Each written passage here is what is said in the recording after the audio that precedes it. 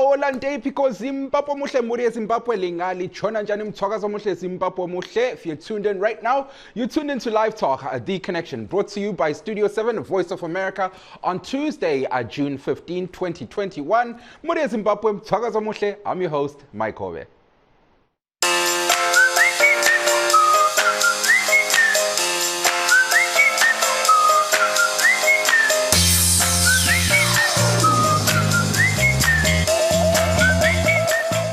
Once again, Muria Zimbabwe, welcome to The Connection. We're coming to you live from Studio 7, Voice of America in Washington, D.C.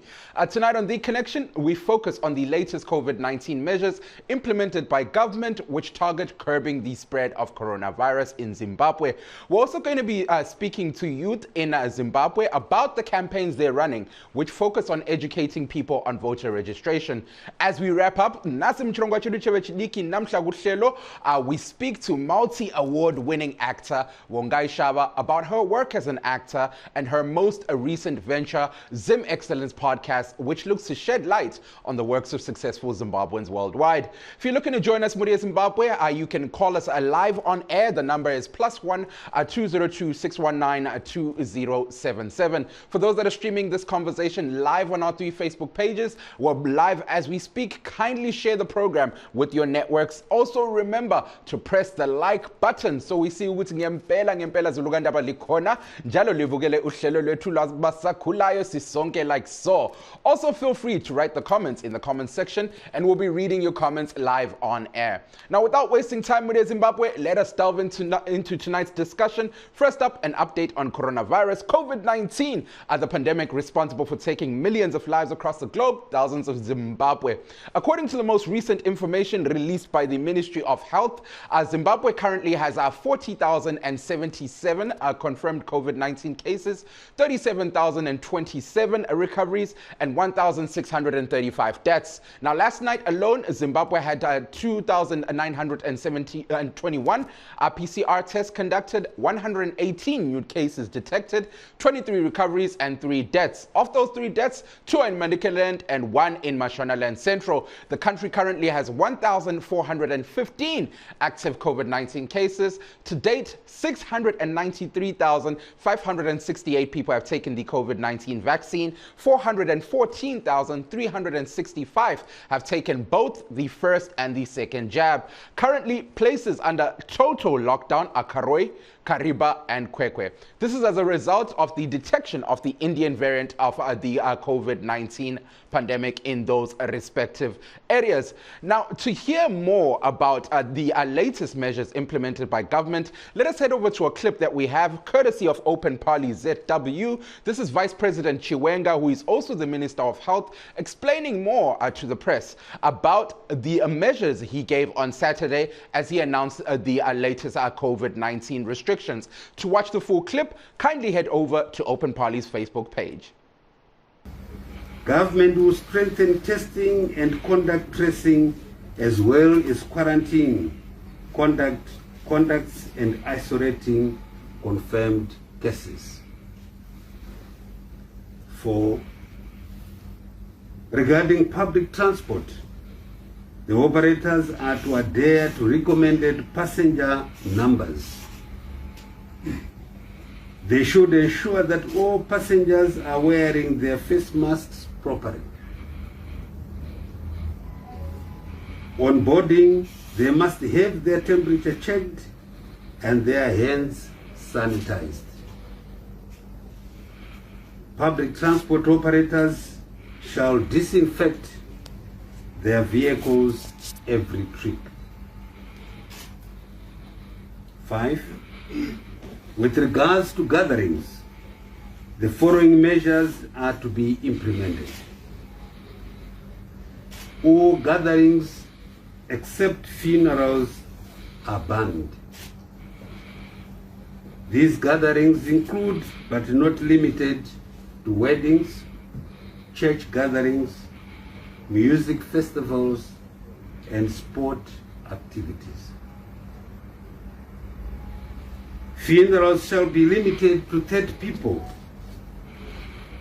All COVID-19 funerals will be supervised by health personnel. All workshops and meetings are to be held virtually. In addition, all offices, both government and private, are to decongest by 50%, except for offices connected with essential services. Well, Mudia Zimbabwe, you're hearing there from Vice President Constantino Chiwenga. He's also the Minister of Health. That was a clip that we have courtesy of Open Parley, whereby he was talking about the latest COVID-19 restrictions placed in Zimbabwe. Now, as mentioned earlier on, Kwekwe, Kariba, and Karoi are currently under a total lockdown as a result of the detection of the Indian variant of the COVID-19 pandemic in those areas. This effectively started over the weekend. To hear more, one of our correspondents got in touch with Mr. Donald Mujiri, who is the spokesperson of the Ministry of Health. Let us hear what Mr. Mujiri had to say. Akawanikwa kuhurungwe Karoi neKariba pamazuva matatu apera. Saka ministry bazo reutano nokurerwa kwevana zatizokuchiva neyatingati muchirungu lockdown kunzvimbo idzodzo with immediate effect. Avo vanogara kunze kwehurungwe Kariba vari kuyambirwa kuti kufamba kuve kusina kunyanya kuita kunzvimbo idzodzo. Avo vari muhurungwe nemuKariba vari kumanikidzirwa kuti vange vari mupari zvino iyo vaona kuti zviri kufamba sei, then pachendo chazokutetemena kuti poiswa mazuva akawanda zvakadii nehurumende. Mudia Zimbabwe, you're hearing there from Mr. Donald Mujiri, who is the spokesperson of the Ministry of Health. Now, to help us understand the latest COVID-19 measures better, joining us live via Skype is the founder of Community Podium, Umnumzana Nkosikoana Diviti. Diviti, welcome to the program. Bafo Unjan. I'm all right, my Kushap, all right. I'm great. Thank you so much for taking time out to join us, Bafo. First up, let's talk COVID-19, the reason why we have you here. Let's talk a little more about the latest statistics that have been released. Walk us through your thoughts on that one. Yeah, well, noticing from the update that we get every day since the pandemic started, you will notice that there's been a serious increase in terms of the numbers of deaths. In the last 7 days, we had 596 new cases and 26 deaths, which is quite a lot from the time we had COVID-19, even last year, around about the same time. So it's more like fourfold increase, actually. So the measures that have been put in place probably can help curtail such deaths and such infections of the COVID-19 pandemic. Yeah. Now, to delve a little deeper here, obviously now to touch on the biggest discussion that we have, the latest COVID-19 restrictions that were placed by our government, I guess, which started yesterday. The first question I'm a little curious about is, people are treating this as though it's a total lockdown, and yet these are just restrictions. Are people understanding this? No, it's actually business as usual in Bulawayo. Business as usual in Bulawayo. So these measures are, the only difference is, the issues of meetings, workshops, that have been totally banned. But otherwise, every other thing is business as usual, up to 6 p.m. for even vendors, bottle stores up to 4 p.m. So you won't notice that there are new measures, actually, because people are on about their business and moving forward with life. So there's a gap around, okay, how is it going to be enforced? How are people supposed to do it? The measures are clear, but then the issues around, enforcement, how is it going to be done? How are people going to, the balance around livelihood? And we've been in this path this year in January with a lockdown as well. So these are the issues that are there within the space that we work with. People understand the language of lockdown more than the measures. If you say measures, people feel like, okay, so I can do other things, but I have to be maybe at home before 10 p.m. I have to close my shop at 6 p.m. So that's way, but otherwise every other business is going ahead. There was the issue also on the measures of 50% workforce.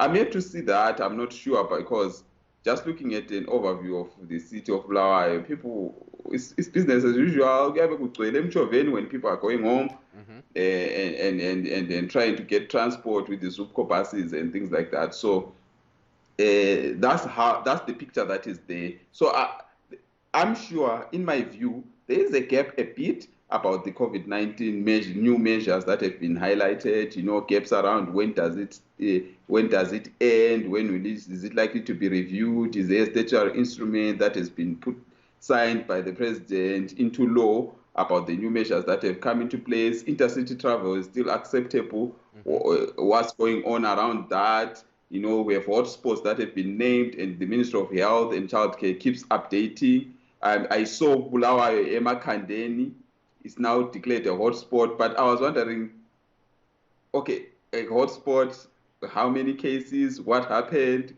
how are people in Makhandeni supposed to do it? Like for me, Bulawayo, I have no idea how is that handled. Then there was an issue of northern areas. I don't know what northern areas are in the city of Bulawayo. So those are the gaps that are there, and these are the conversations that are street talk.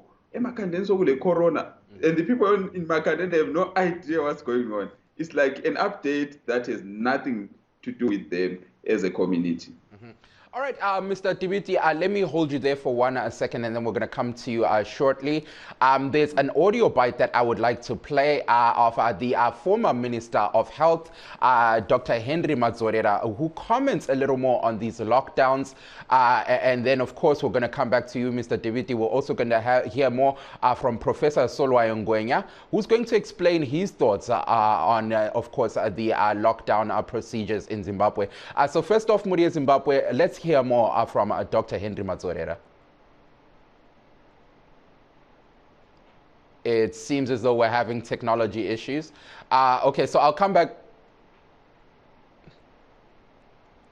Let me come back to you, Mr. Dibiti, whilst we try to sort out the audio bites of Dr. Mazorera. Okay, so I hear we have the bites. Let's head over to Dr. Henry Mazorera. Sekutaura kwatakaita kare nowirira nepfungwa yakuti guta raita chirwere ndo rinofanira kubaiwa jekiseni relockdown. Saka matargeted lockdowns tinowirirana nawo in principle.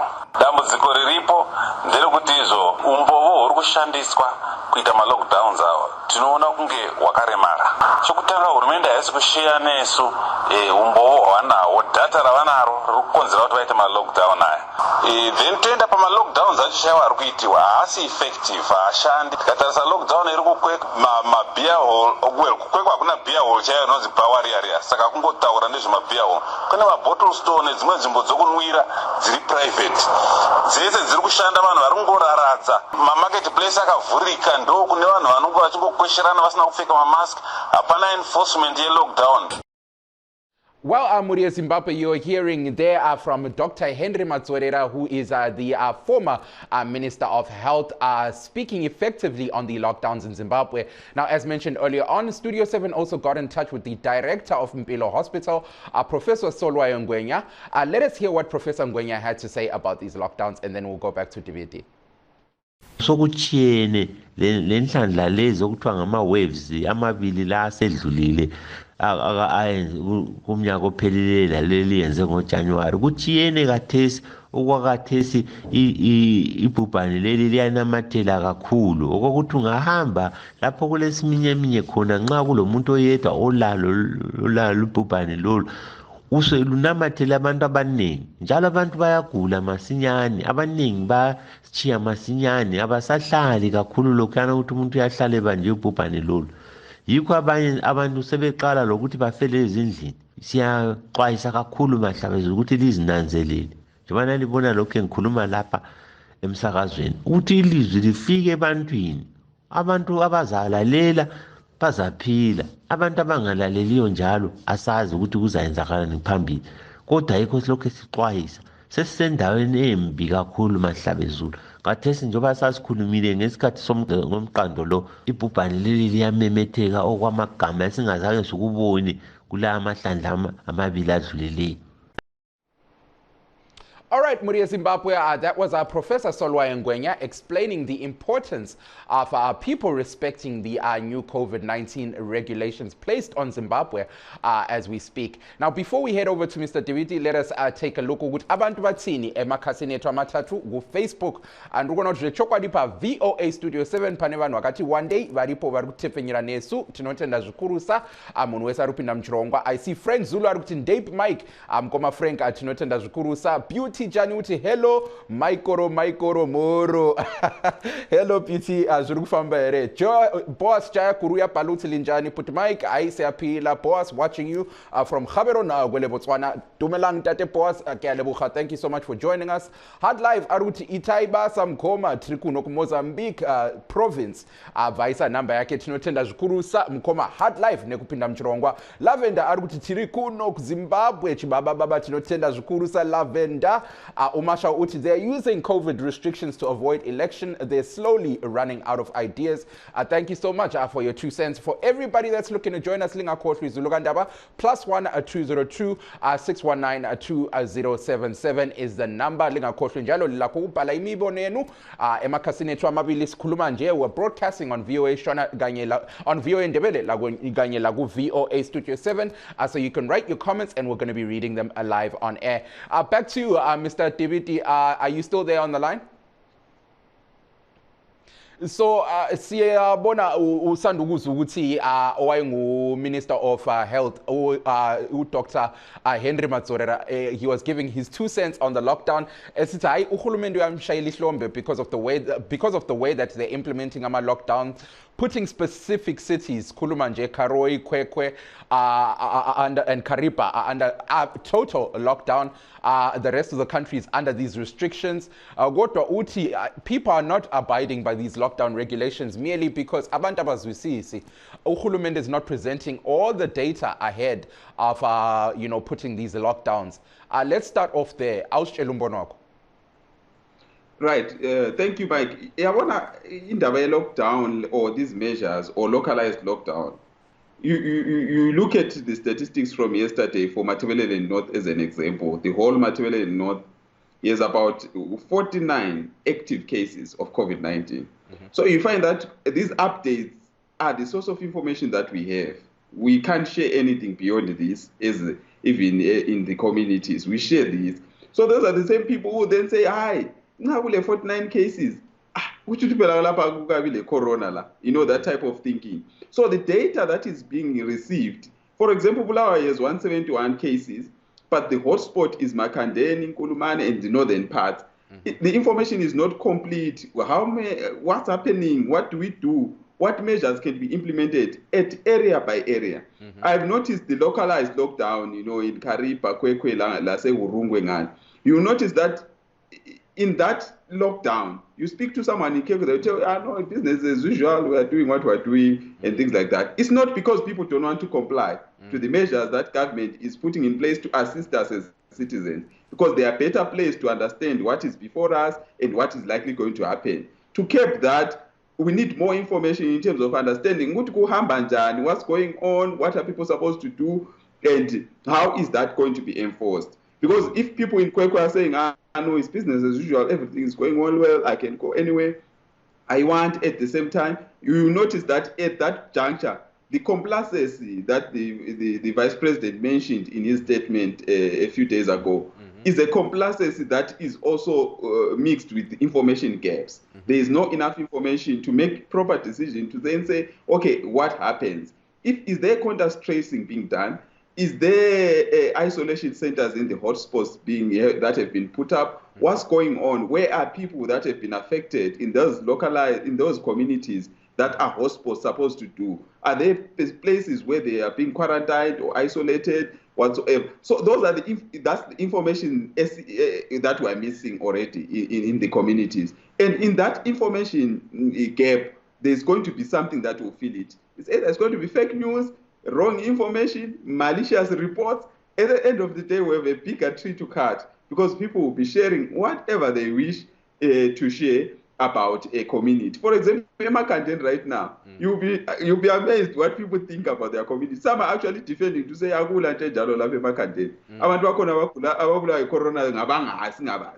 You know, so it becomes a back and forth around what's really happening, how is that community supposed to work, can we have maybe action teams held in the health sector, going into that community, explain what's going on, where people are being kept, what is supposed to happen. It will help us in terms of capping and also strengthen efforts by government itself to cap the spread of COVID-19. But if we just see in a statement, in an update, Makandeni is a hotspot, it doesn't mean anything to someone in Makandeni because they're like, oh, hotspot, oh, so many, we still go and sell MCGNI, we still go to the shops and sanitize as usual. So that's my thinking around that, which we need more data, we need more clarity around that issue in terms of, even if it's localized lockdown, let the local community accept that this is the situation within around them and what they should do. If we do that, it will be easier for us to holistically and have citizens also participate in this process of keeping the pandemic spread. Right. Let's delve a little deeper on that one. Siyabona ukuthi la uhulumende, he still does everything that they can to make sure ukuthi abantu bazwisise ukuthi elizweni kuyini okwenzakalayo, because when we talk about COVID-19, siyabona ama-updates on Twitter, siyezwa ama-promo on radio, siyabona ama-promo ku-TV, siyabona sebeyazama ukusebenzisa ama-artists ukuthi bafundise uzulu about i-COVID-19. What more can they do to make sure ukuthi abantu bazwisise ukuthi kahle kahle what exactly is happening in the country? What more can government do on that one? I think what government can do is actually to have a multi-stakeholder approach to this process. Because if we have got, a measures approach, it has its own limitations. We have different stakeholders. Maybe the immediate stakeholder that we have is maybe the city of Bulawayo. It has a health department. It should also be in a position to give us information that is localized in our local languages, that is relevant to the communities where we stay. Because right now we can say Makandeni is a hotspot, but people will still live in Nkulumane to go there. People will still live hillside to go there. And if you meet relatives and enjoy themselves. But let's have a multi-stakeholder approach. After the government has put measures, what are the stakeholders supposed to do? Where can they find information?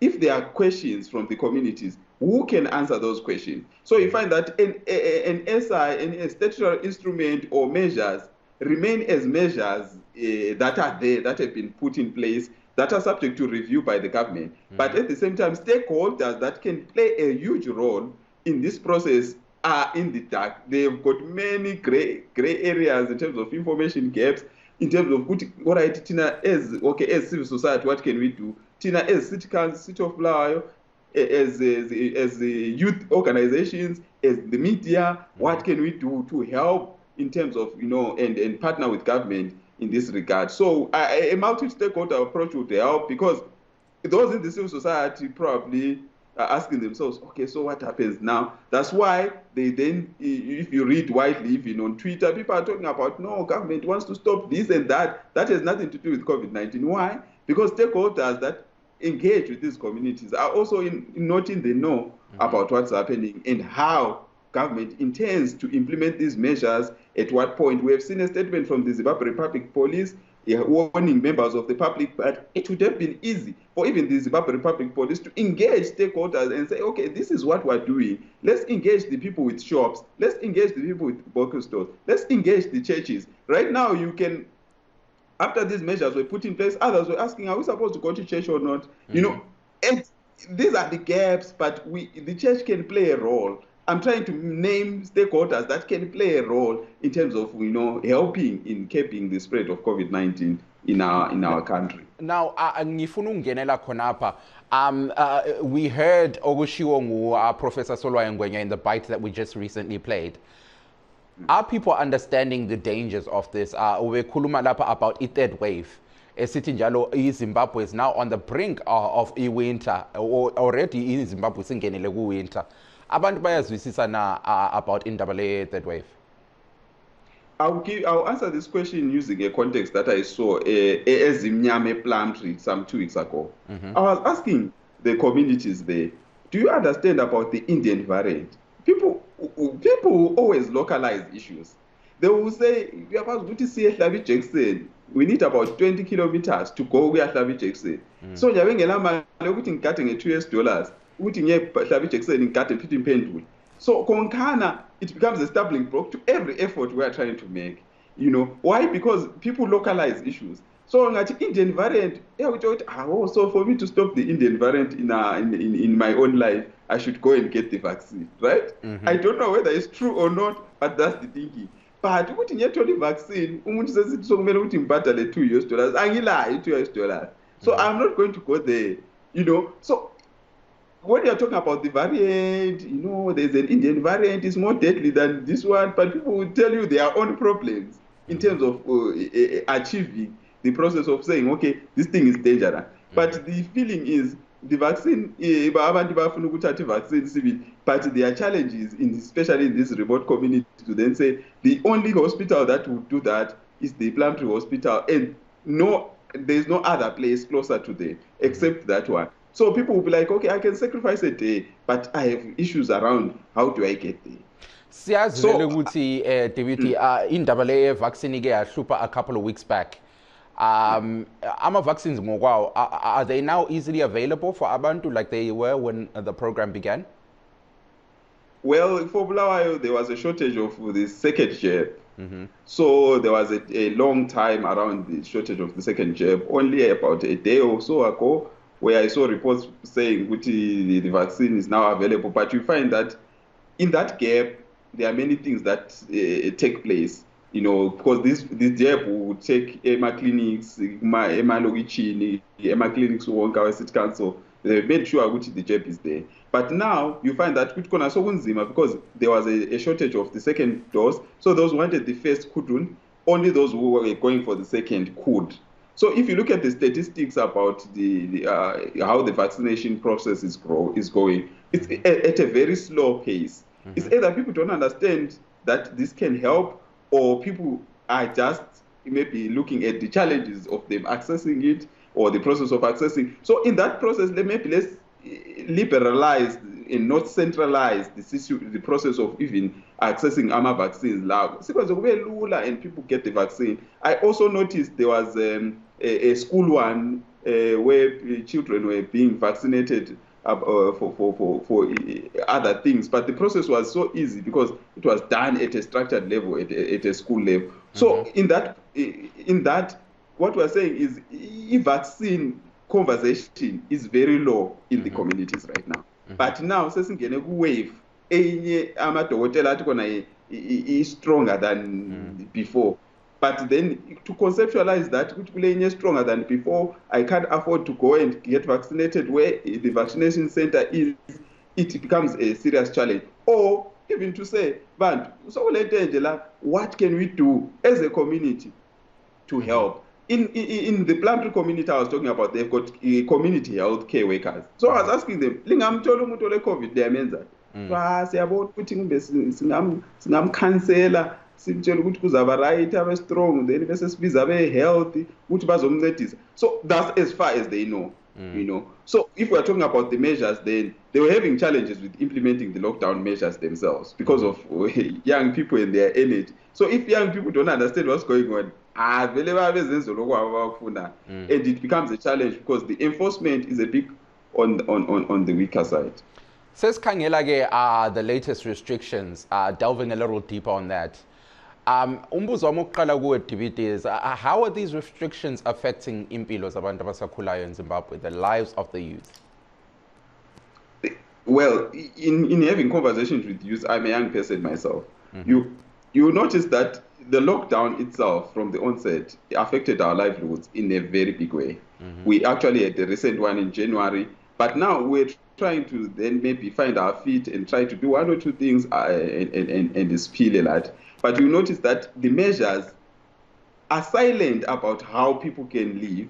Maybe probably we can say maybe 8 to 4 is business hours. Then every young person will be in town doing what they can do in that 8 to 4 p.m. time. But however, we have a crisis now to then say which kula measures are enforced. How do young people, how do we as young people also be part of that process of saying which we are trying to curtail that process? So now the bigger conversation is madoda siyaphila njani, livelihood issues siyaphila, ngeke sihlale endlini, ngeke abanye bathi khona manje njengoba ngasawuthiwa ama-meeting angasabi khona manje sayenza njani imali, abanye siphila ngalokhu okwenziwa ngama-meeting wona la. Abanye work in the hospitality industry. Last week I was in Victoria Falls. It's sad because that city is purely hospitality. So if there are no meetings, the hotels are closed, the restaurants, it's takeaways only, no sitting. So it gets complex. It gets to the core of someone's livelihood to then say, how do I survive? Because every other expense that is a fixed expense, like your rent house, doesn't stop because there are measures. So there's this whole, I wouldn't call it complacency, but people, there's that balance. A short time, right? Kungathiwa measures, thina siya survive njani. Kungathiwa sokuvuliwe, everyone is back and up and working. So for young people, that's the problem that we have in terms of, okay, how do we survive in this? DBT says, well, other businessmen, of course, saying, of course, they understand the fact that government has to do what it has to do to save lives. Before anything, lives come first. And they are very thankful at the fact that they didn't have a total shutdown like they did at the beginning of the year. Cutting down the workforce seemed to be a more approachable approach, even though it's still a very big thing in terms of the fact that bakhona abantu who are not going to be paid, bakhona abanye abantu who will go some time without work because the workplaces now have to be cut down to 50%. How does this then affect the young people in the workforce? Well, the young people are the majority in Zimbabwe. So when we're talking about young people, we're talking about us who sell sweets, we're talking about us who sell cakes, we're talking about us who sell this and the other thing. And we always flood the city center to try and do these things, you find. So now the problem that is there is even those who are working, if in the private sector, I'm sure government pays full salary. But in the private sector, if you are working 2 weeks, definitely you will not expect a full salary. That is not possible. Because the business, that's how the business world works.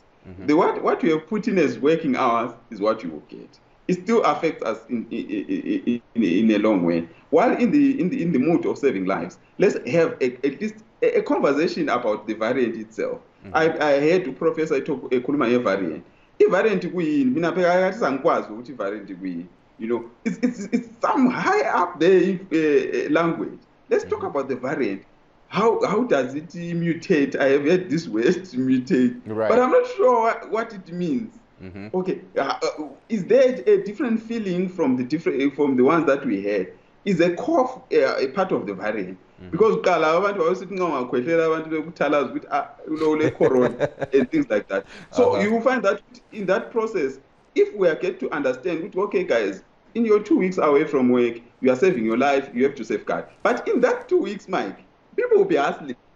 So 2 weeks, 2 weeks is hustling, doing this and that, buying this and selling. And you find that at the end of the day, we've got more busier people than we had before. We can say the office has 50%, but the streets has 100%. All right. Dibiti, let me hold you there for 1 second, and then we're going to come back to you shortly to wrap up our conversation. There's another bite that I would like to play in Muria, Zimbabwe, of a Warren Park resident, Mr. Benjamin Majindu, who talks about the COVID-19 pandemic and how these restrictions or these lockdowns in different areas are affecting the lives of youth in Zimbabwe. Let us head over to that audio bite of Mr. Majindu, and then we're going to come back and discuss that with Mr. Dibiti. Ini ndinoona sokuti vana vakawanda vakaita nhumbu during COVID time inei. Asi pane zvikonzero zvandinoona zvinenge zviviri kana kuti zvitatu. Chikonzero chokutanga ndechekuti vana vedu vanakomana nevasikana vakungoswera vari mumamisha, vasingaendi kuchikoro, vachingotenderera, vachitamba, vachiita misikanzwa yakasiyana siyana. Inosvika pakuti vanodanana nokuti zvozosvika pakurara vose, nokuti vari kushaya, vari kuswera vachingori mumamisha. Chechipiri, vanasikana vamwe vacho vakaipiwa nhumbu kana kuti vari kupiwa nhumbu namanje nevanhu vakuru vanotora vana vavabereki. Vamwe vanotori nokuti vanenge vane mari voita lu vana vaya kuda kunyenga vana vanonyaya yemari yokuti vatenga mazepi kana mabhiskits chaiwo. Mwana otoona sokutoti zvinhu zviri right nokuti anoswera achingovapo achiona baba vachiita zvavanoita, otopedzisira afurirwa.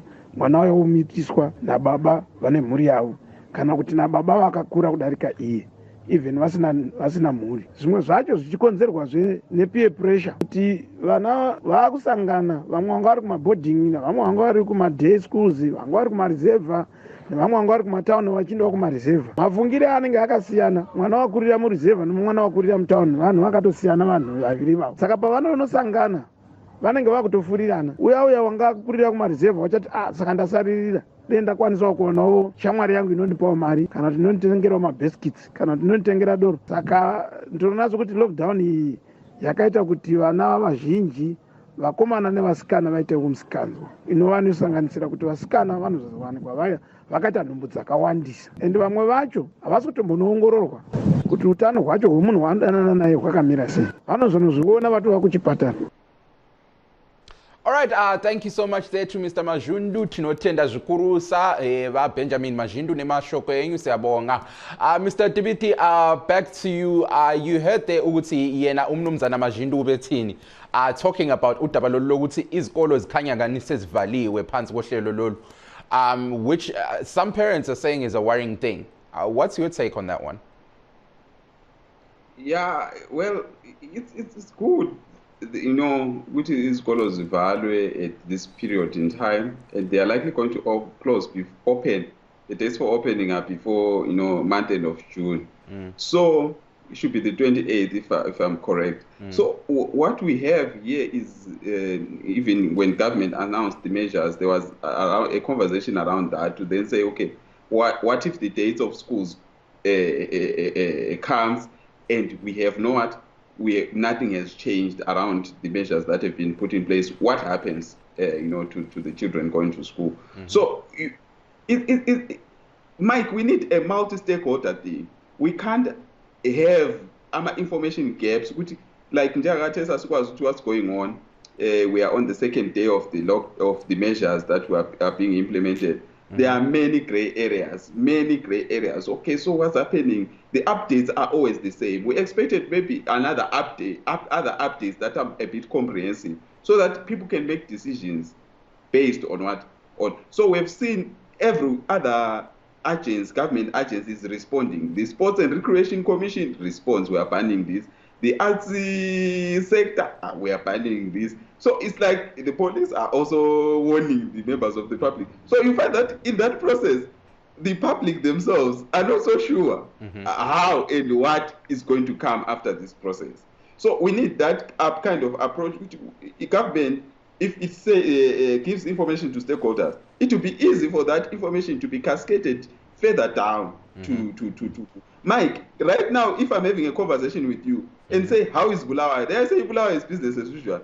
It might seem like I'm misleading people, but it's business as usual in my view. So if I say that, people will then say, so which means these measures are just the measure. So you will find that process, which is to implement any measure, because there is no follow-up information that is comprehensive in those measures, except for statements. Statements don't mean much to an ordinary person. All right. Mr. Tibiti, unfortunately, our time is up here. But thank you so much for taking time out to be with us here. We really appreciate it. Appreciate your input as always. Thank you so much. Thank you, Bafo. Thanks. Well, Muria Zimbabwe, that was Mr. Nkosikhona Tibiti joining us live panupa chirongwa chedu chevechidiki on Live Talk The Connection from Bulawayo going to Chuzeatunga. If you're just tuning in right now, you're tuned into Live Talk The Connection, Muria Zimbabwe. I'm your host, Mike Hove. Remember, if you'd like to join us, you can call us live on +1 202 619 2077. For those streaming on our Facebook pages, please continue sharing the program with your networks. And most importantly, lingakhohlwi Zuluganda bamsakanganwe. Write your comments in the comment section and we're going to be reading them live on air. COVID-19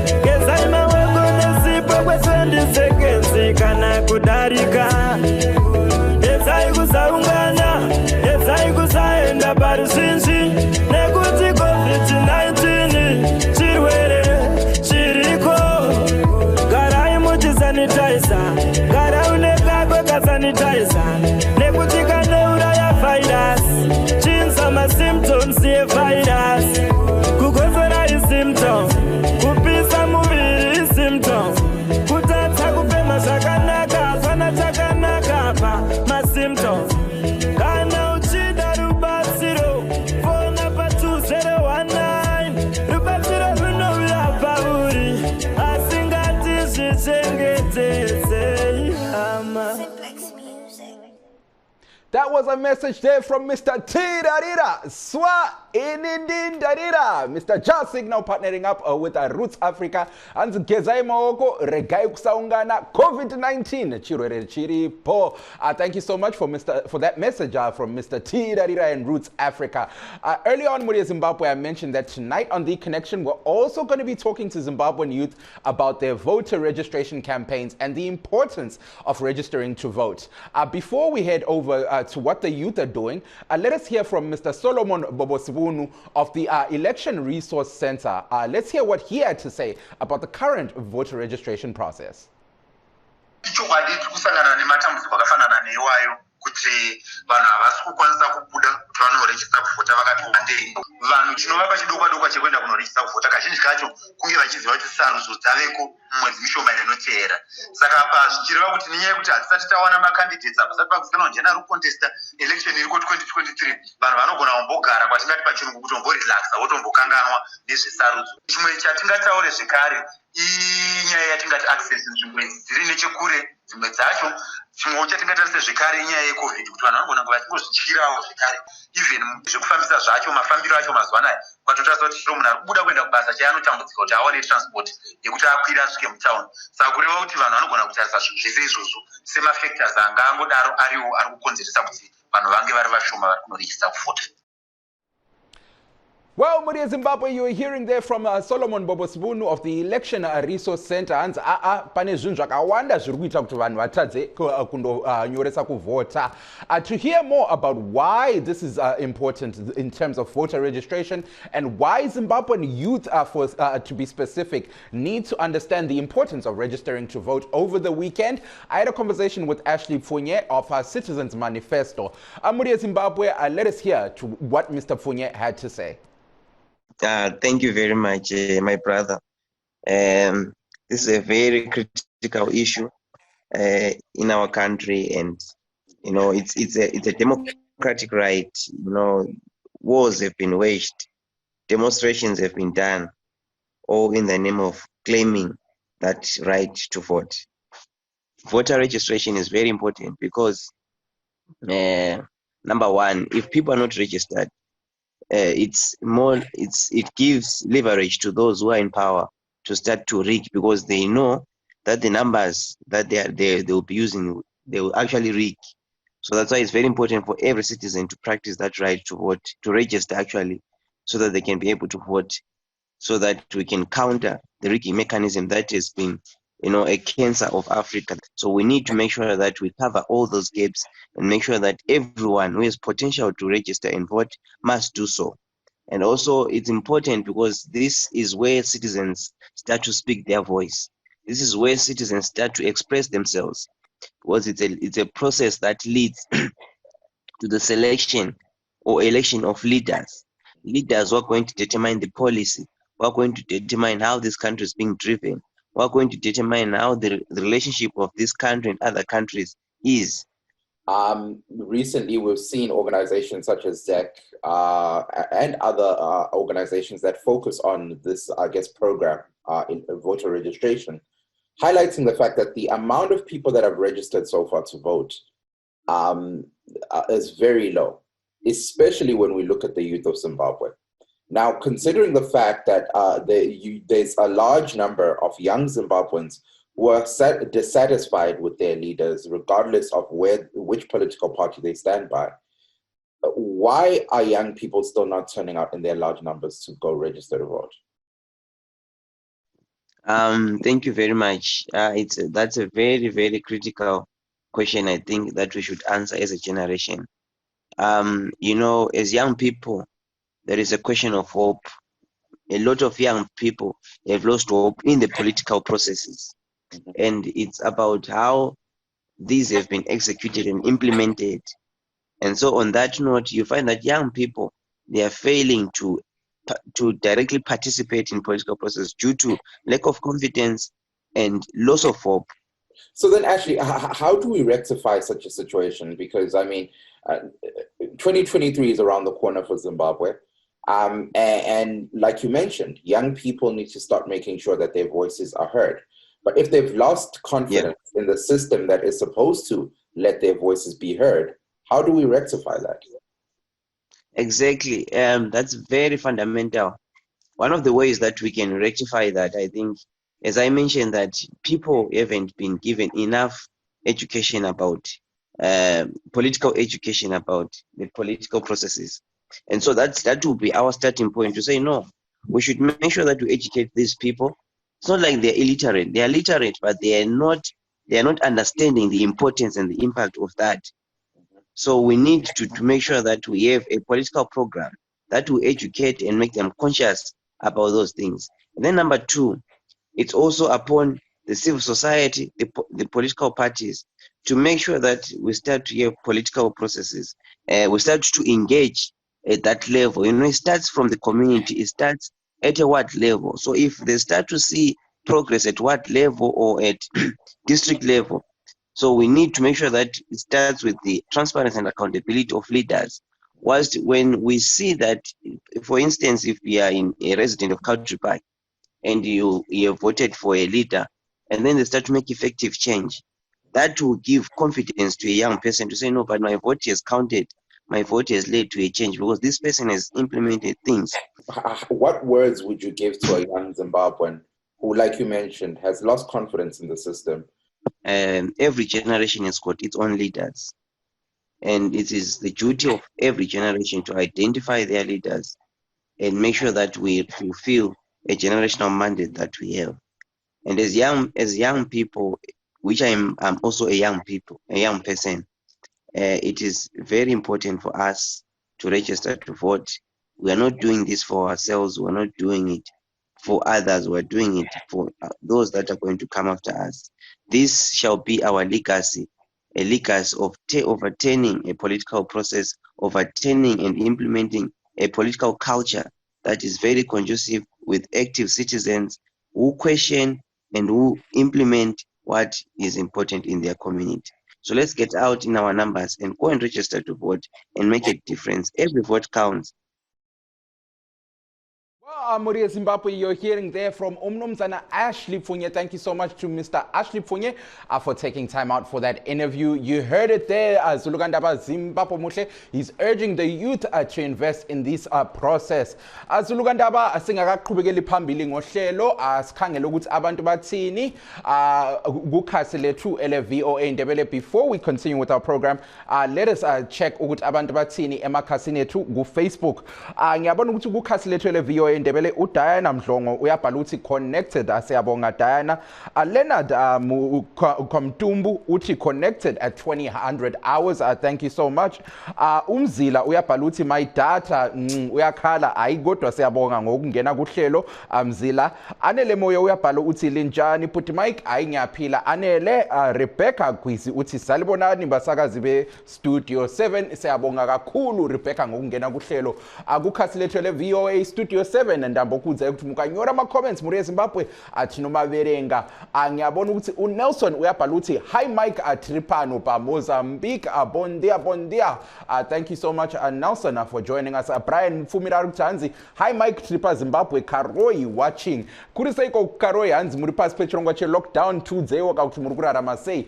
Tingo Mabiza saying I'm watching you live from South Africa. Thank you so much Tingo. Alexio is saying hanzi Tripa Bulawa yo apo triku live apa show.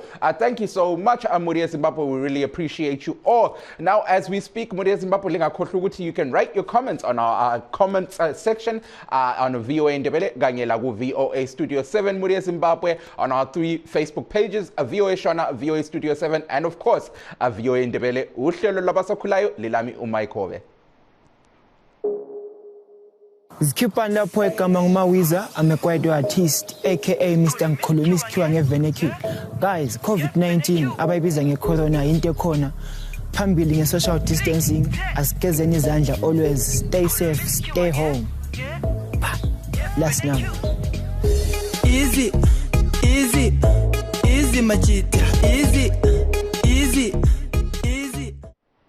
Shout out there to Mr. Nkulumis Kiwa Ngevenecula, Mawiza, for that message. For more of his music and his work, follow him on Twitter at Mawiza Online, Zulugandaba.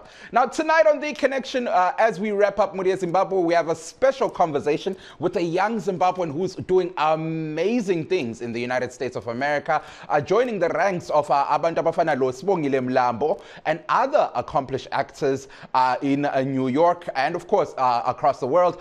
Tonight, in our segment where we profile Abantu Abasakhulayo, profiling the youth of Zimbabwe, we speak to Vongai Shava, a multi-award winning actor and the founder and the host of Zim Excellence podcast.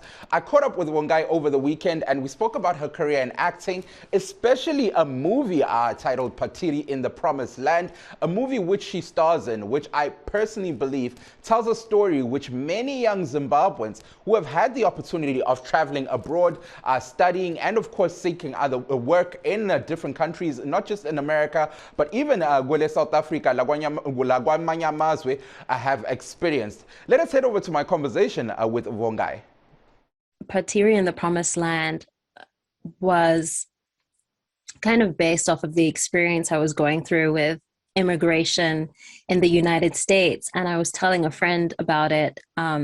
She had a web series and I'd been an extra in the web series, and we had lunch and she had said to me, I had this vision that I'm going to write a film for you.